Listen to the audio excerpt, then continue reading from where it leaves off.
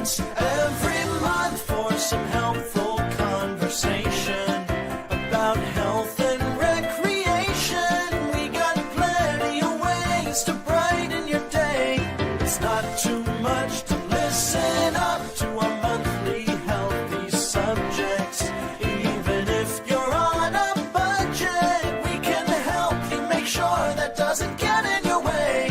'Cause I'm sure we can all agree we could use a little help staying healthy and raising awareness in communities to make a better life for you and me. So tune in once every month and just hear what we have to say. Everything is gonna be okay with the Community Health Corner in your day. Happy New Year. I'm Cozell. And I'm Ursula, and we're here with a new episode of Community Health Corner. Every month, we discuss new topics full of tips and tricks to help us all live healthier lives. January is Cervical Cancer Awareness Month, so we have asked Dr. Bob to speak on cervical cancer prevention. He is going to discuss the importance of getting your HPV vaccine, as well as why routine Pap tests are necessary for any person that has a cervix. Cozell is going to cover a heavy but important topic with you all. Drug abuse affects us all, whether this is directly or indirectly. If you or a loved one suffers from drug addiction, you are not alone and you do not want to miss the information he is bringing you. Being motivated to do anything can be hard sometimes. In these moments, exercise is the last thing on your mind. Ursula has 5 tips for you all to use to get motivated to seize the day and get your daily workout in. Finally, Shelby is going to be discussing her protein food group and affordability of different protein sources. After this educational segment, she's going to prepare a pork chop dish that teaches you how to marinate, how to pan fry, and how to deglaze. Stay tuned for the end to learn her easy pork chop recipe. We are excited to have you with us today. Now, let's head over to Dr. Bob.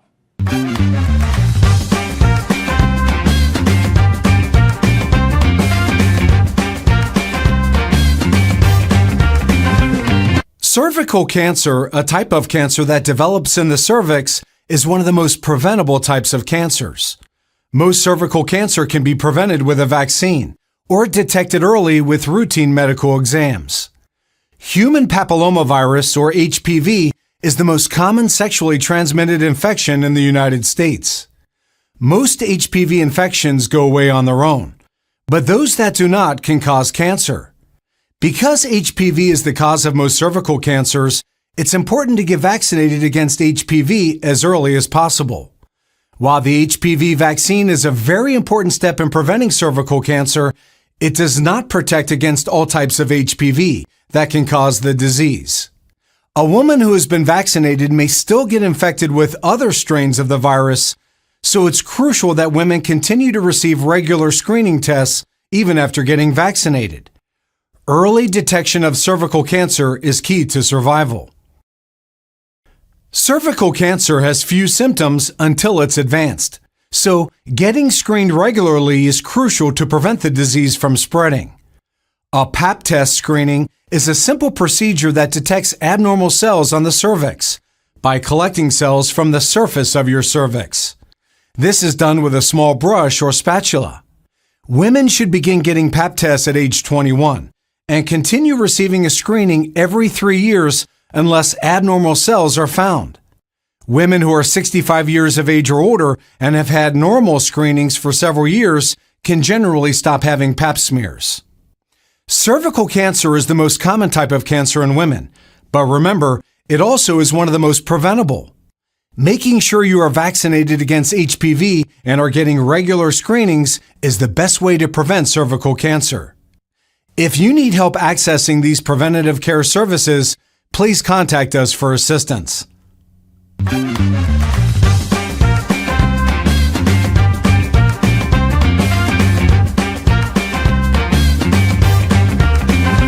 Hi everyone, I'm Cozell, and I'm here to talk to you all about a heavy topic. Most people don't understand why or how someone becomes addicted to drugs.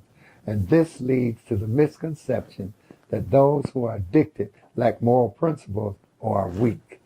Drug addiction is extremely complex, and quitting using any substance when you are addicted takes more than just wanting to do so. This is because when a person has a drug addiction, their brain chemistry is affected over time.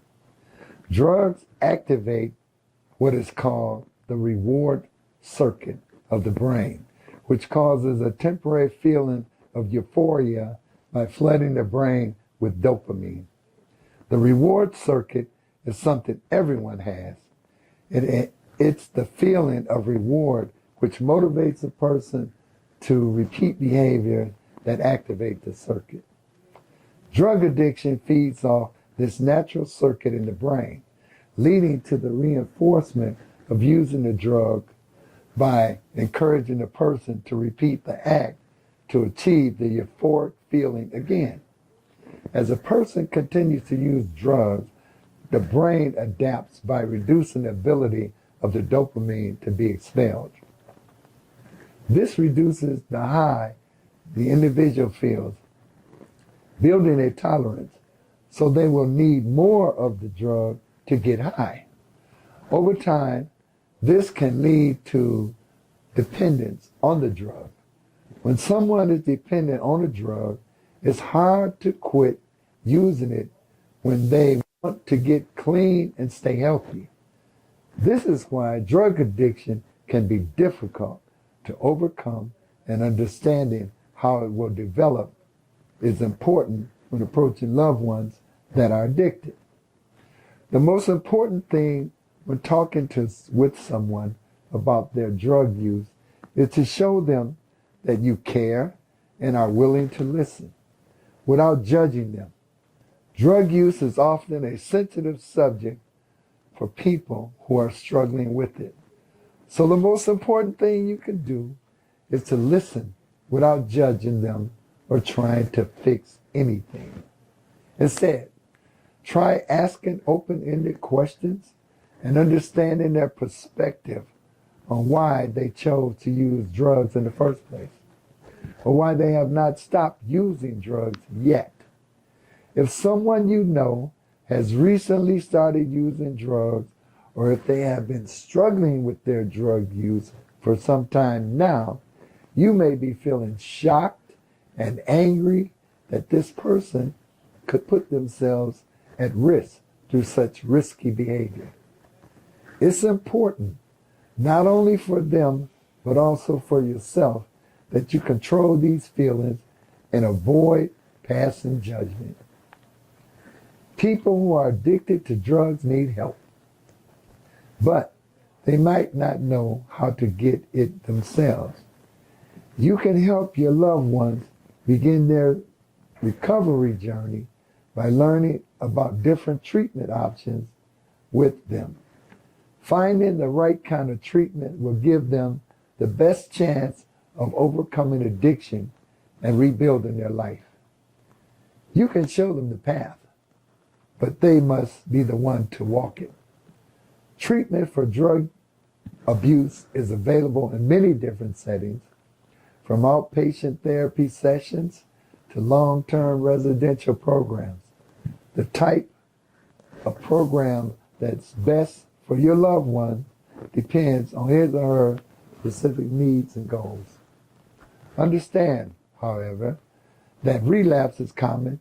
Relapse doesn't mean that treatment has failed or that sobriety is a lost cause. If you have relapsed after treatment, seek out additional help from an addiction specialist or treatment facility that specializes in helping people who have relapsed from drug abuse, substance abuse. If you or someone you love has a problem with drugs, call the National Drug Abuse Treatment Hotline at 1-800-662-HELP. The hotline is available 24 hours a day, 7 days a week. You can also visit it at www.samhsa.gov to find treatment options in your area.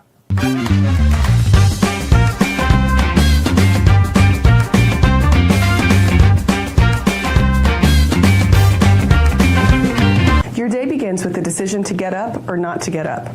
Hitting the snooze button can shift your daily routine off kilter, making it hard for you to maintain a steady schedule. Be honest, how many times have you hit the snooze button in a row or turned off your alarms altogether? Getting up and starting your day when you first wake up is best for your body because it sets your day up for success with the first choice made.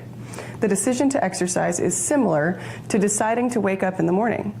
What is the best for your body in the morning is to get out of bed, and it's the best for your health to incorporate exercise into your daily routine. In fact, exercise is one of the best ways to make yourself feel more alert. Regular exercise can also help you sleep better and concentrate better throughout the day, which leads to greater mental clarity and creativity. I know. Exercise is the last thing you want to do when you are struggling to motivate yourself, and the decision may be hard sometimes, just like it might be hard to get out of bed. That is why today we're covering 5 methods of motivating yourself to exercise or really to do any task. Our first tip to self-motivation is to take a few minutes to collect your thoughts. Most of us cannot just shift gears and go from one activity to the next without a transition. So taking a step back from your to-do list and grounding your thoughts, checking in with yourself, can be all you need to get ready to get a good workout in. Chances are, after just a few minutes of slowing down, the thought of gathering your energy to exercise will not be as overwhelming. Tip number 2 to motivate yourself is to remind yourself why you want to do it. The health benefits are extreme, and creating a short mantra that reminds you why you're doing it can be enough to get you going. And we don't mean saying something like, because I want to lose weight. That won't cut it. You need something deep. Try, because I want to take care of myself. That's a good one. Tip number 3 is to avoid thinking the task is an all or nothing situation. Just going and getting started and seeing how far you can go can be enough to get you there. Chances are, just getting started is enough to get you through your workout. You don't have to do an entire workout to reach your fitness goals. In fact, just 5 minutes of exercise a day is enough to reap the health benefits. Our fourth tip is to have a favorite go-to exercise, something you'll be looking forward to doing during your workout. Maybe this is blasting music while you walk on the treadmill, or maybe you really enjoy a specific weightlifting exercise. Having an exercise you look forward to doing, for whatever reason, can be enough to get you motivated. Our fifth and final tip is to get a partner to exercise with. Whether this is a running buddy, someone to spot you during weightlifting, or just someone that will exist in the same space as you during the exercise. Having a partner or belonging to a community of like-minded people will keep you accountable and will remind you that you have a place that you can contribute to. It's easy to get stuck in a rut, especially when you feel tired or unmotivated. But these tips are a go-to motivators so that you can keep up with your regular exercise routine despite any challenges you may be facing.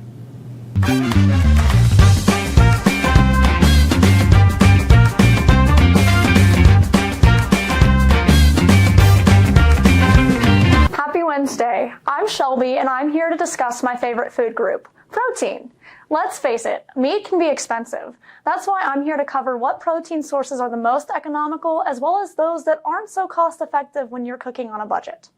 There are a wide variety of options out there for you to get your protein in. The most common meat options include fish, poultry, pork, and beef. There are other meats available like deer or lamb. There are many things that can affect the price of meat, including where you are geographically, what is on sale, supply, as well as an array of other factors. So how do I shop for meat on a budget? First things first, know what meats are selling for. Attached to the show, we're linking the National Meat Price Spreads, which breaks down monthly average values for selected cuts of beef, pork, chicken, turkey, and even eggs and dairy products. Check this out to keep up with average prices. In general, chicken is going to be an inexpensive meat purchase, whereas with things like pork or beef, price really comes down to the cut you get. When you're shopping for meats on a budget, you should be flexible on what meat you're interested in. It is a good idea to stay open-minded. You may be able to find an alternative cut that's going to save you money. Get creative with your cuts. Find new ways to cook with cheaper cuts, like ground meats, that can be used in a variety of cooking. Another way to save money when meat shopping is to use more of the animal. You can collect meat fats to use as a butter alternative in cooking, and purchasing more of the animal is typically going to save you money. For instance, buying a whole chicken is more cost-effective than purchasing individual pieces of it. So learning how to use up more of the animal is going to give you more bang for the cheaper price per pound purchase. Organs are another protein option, like liver. And if you're not a fan of having them as the main entree, you can grate the organs into ground meat and you won't even taste it. I'm not a fan of liver, so the grating method has saved me from having to just throw the organ pieces away when I need to save money. Ooh. Another way to save money on meat shopping is to rely on your local butchers. You are likely to find a wider selection of meats at the butchers as opposed to the supermarket, and they are there to help you shop for what is best for you.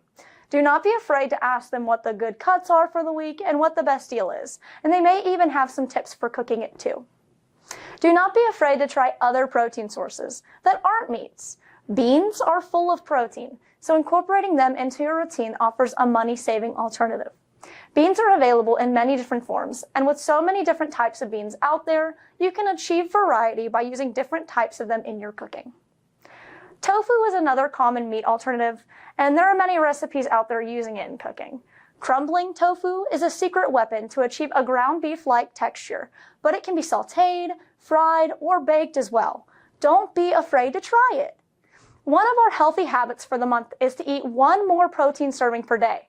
And this can be achieved by incorporating a variety of protein sources into your diet, including the ones not so commonly thought of, like those beans or that tofu. Take these tips with you the next time you are planning your proteins for the week. We just discussed the variety of protein sources, as well as tips for getting the most out of the money you put into them. Remember, purchasing cheaper cuts is one of the largest ways you can save money on meat purchases. Pork chops are one of my go-to meat cuts for their affordability, so I'm going to use this cut of meat in this month's recipe. We're going to discuss marinating, pan frying, and deglazing today. Marinating is an effective way to enhance the flavor, add extra moisture, and tenderize meat before cooking. In addition, a good marinade can help make cheaper, leaner cuts less dry and make tougher pieces of meat more succulent. The marinating process can take as long as you're willing to put into it, but generally I like to let my meat marinate overnight. To marinate, you just combine your ingredients together and let it sit. The best results vary with the meat you're using, so check our show notes where we include a chart on the best marinade times for different meats. To form a good marinade, use the following combination: 1 part acid, 3 parts fat or oil, plus your seasonings. Your acid can be something like vinegar, wine, lemon, or lime juice. For fat or oil, you can use just about any oil or experiment with something like milk or yogurt. Your seasonings are whatever flavors you're interested in adding.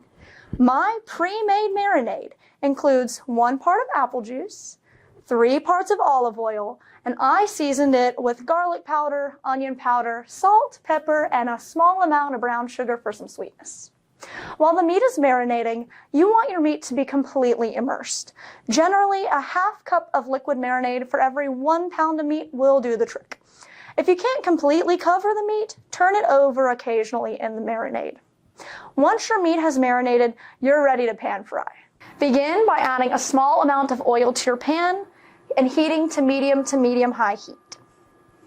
Cook only 3 pork chops at a time, giving 2 to 3 minutes for the first side and about 2 minutes for the second side.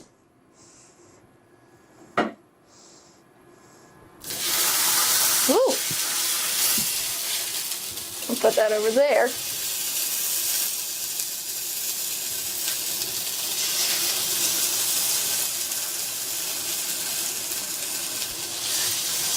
Flip the pork chops occasionally to ensure they do not burn. Your goal is to achieve a medium brown look on the pork chops.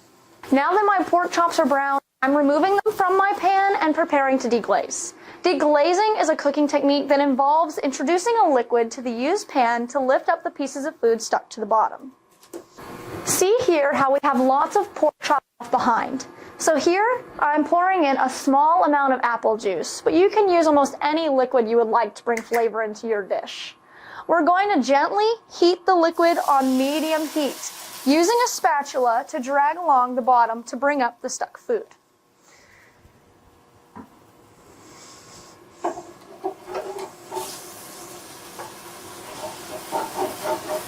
Once you have removed the food stuck to the bottom, you have successfully deglazed your pan. Spoon your newly made glaze over your pork chops and voila, your pork chops are ready to eat. Let us know in the comments what meat you're interested in using these techniques with. Those pork chops are mouth-watering. Thanks, Shelby. I'm feeling inspired to cook with new protein sources now that I know how to find affordable options. They do look so good, but what about the 5 tips you gave for motivation? I know that I gained new ways to get myself up and moving, and I hope you did too. I am so glad you enjoyed it. I thought you provided insightful information about drug abuse, and I had no idea that addiction literally changes your brain chemistry. Yes, that is true. That is why it can be hard for someone who is not personally struggling with addiction to understand what it is like. We also have a big thank you to Dr. Bob for shedding light on cervical cancer prevention for Cervical Cancer Awareness Month. Remember our habits for the month. Try using cheaper cuts of meat and protein. Eat 1 more protein serving per day. And walk when you talk on your cell phone. Living a healthier life doesn't have to feel daunting. Implementing small, simple changes in your behavior and consistently repeating these changes gets you closer to a healthier you, one step at a time. We hope you learned a lot this month, and we cannot wait to see you next month when we will be bringing entirely new topics up for discussion. See you then. Bye.